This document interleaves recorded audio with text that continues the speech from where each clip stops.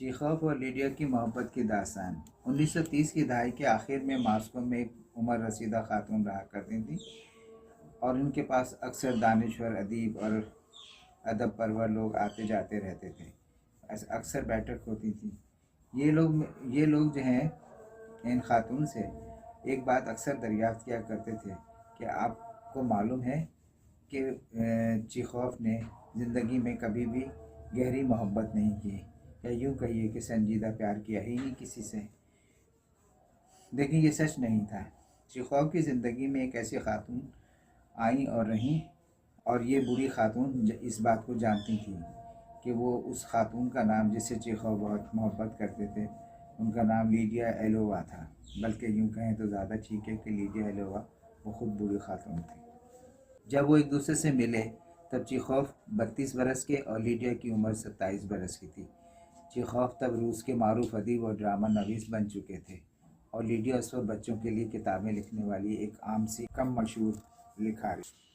لیڈیا Moscow میں پلی بڑھی اور وہ ایک خوشحال گھرانے میں پیدا ہوئی تھی، لیکن 11 سال کی عمر میں اپنے باپ کی محبت سے محروم ہو گئیں۔ لیڈیا کا پہلا عاشق ایک جوان فوجی تھا۔ ڈانس پارٹی میں لیڈیا کے ارد گرد گھومتا تھا۔ ایک دن اس فوجی جوان نے ہمت کر کے لیڈیا سے اظہار محبت کر دیا، لیکن لیڈیا نے اسے قبول نہیں کیا۔ ناکام فوجی عاشق ٹوٹے ہوئے دل کے ساتھ لیڈیا کی زندگی سے بہت دور چلا گیا۔ لیڈیا کی محبت اس فوجی کے دل میں ہمیشہ رہی۔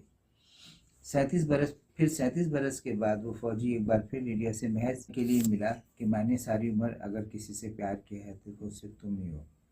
لیڈیا دریائے ڈان کے کنارے بسنے والے ناسی قزاق سے شادی کر چکی تھی، جو ان کے بڑے بھائی کی طالب علمی کے دور کا دوست تھا۔ بعد میں لیڈیا نے اعتراف کیا کہ وہ شوہر سے پیار نہیں کرتی تھی، بلکہ کچھ ان سے ڈری رہتی تھی، لیکن ان کی قدر بہت کرتی تھی، کیونکہ وہ جانتی تھی کہ وہ جس شخص سے اس نے شادی کی ہے، لیڈیا نے، وہ انتہائی سمجھدار باوفا انسان ہے۔ شادی کے بعد وہ اپنے شوہر کے ہمراہ پیٹرزبرگ منتقل ہو گئیں۔ گھر کو انہوں نے ایک ادب کا گہوارہ بنا دیا، جہاں معروف ادیب گورکی، بونن اور لیو ٹالسٹائے وغیرہ سبھی مشہور ادیب اور شاعر آیا کرتے تھے۔ لیڈیا کے گھر پر چیخوف بھی آتے تھے۔ چیخوف 1889 میں متعارف ہوئی تھیں لیڈیا۔ ان کو چیخوف کی تقریباً ساری ہی کہانیاں افسانے یاد تھے۔ وہ چیخوف پر جان چھڑکتی تھیں، اور اگر وہ محفل میں ہوں تو ان سے نظر بھی نہیں ہٹا سکتی تھیں۔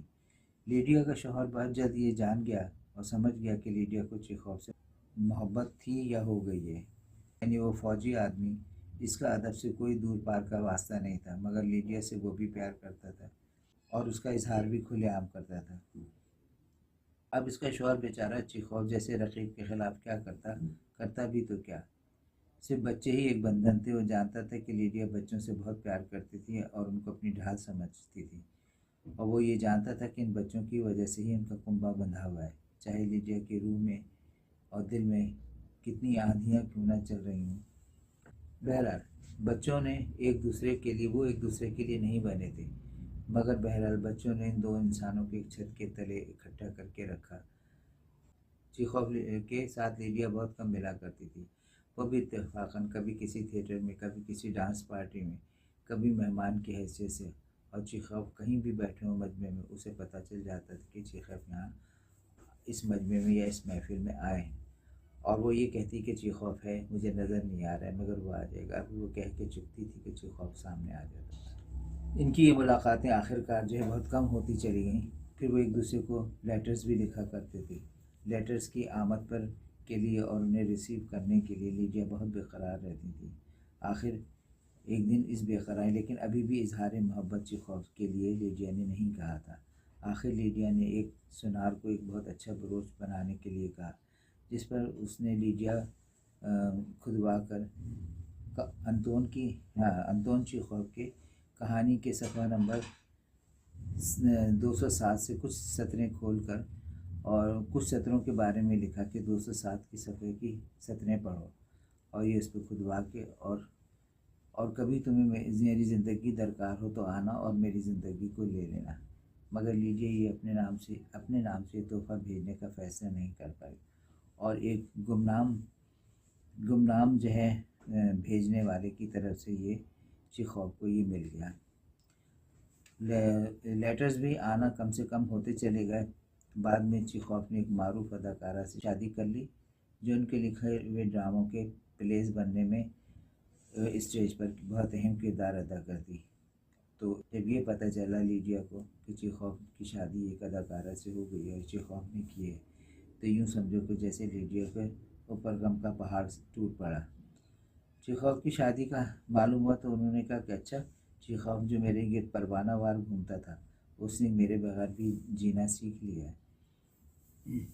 لیڈیا اور چیخوف دونوں کو ٹوٹ کر محبت کرنے کے باوجود اپنی زندگی بدلنے اور ایک دوسرے کا ہو جانے کا فیصلہ کیوں نہیں کیا؟ یہ بہت عجیب بات تھی جو اکثر ان کے دوستوں میں گردش کرتی تھی۔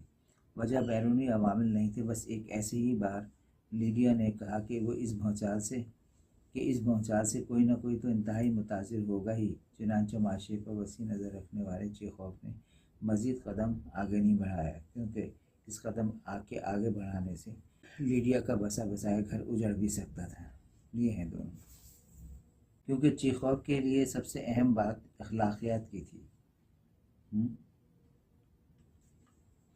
اور لہٰذا انہوں نے قدم نہیں بڑھایا اور یہ محبت اسی طرح رہی تا وقت کہ دونوں کی زندگی کا اپنے اپنے طور پر اختتام ہو۔ چیخوف کے لیے، انطونیو چیخوف کے لیے یہ بات سب سے اہم بات اخلاقیات تھی۔ یہی بتایا گیا اس پوری کہانی میں کہ ایسی اخلاقیات سوسائٹی کی مروج یا وہ ڈیکورم یا وہ ٹیبو کہ محبت کو بڑھاوا دینے اور شادی کرنے کی آفر دینے کی صورت میں لیڈیا کو اپنے بچوں اور شوہر کا گھر برباد کرنا پڑتا، اور یہ چیخوف کو چونکہ گوارا نہیں تھا، اس لیے سادہ لفظوں میں یہی کہہ سکتے ہیں کہ چیخوف کے آگے نہ بڑھنے کی، اس محبت میں آگے نہ بڑھنے کی سب سے اہم وجہ اخلاقیات تھی۔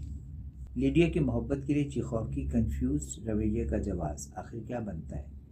کیا یہ چیخوف اتنے صاحب اخلاق تھے کہ جن کی محبت کی وجہ سے لیڈیا کنفیوز رہی؟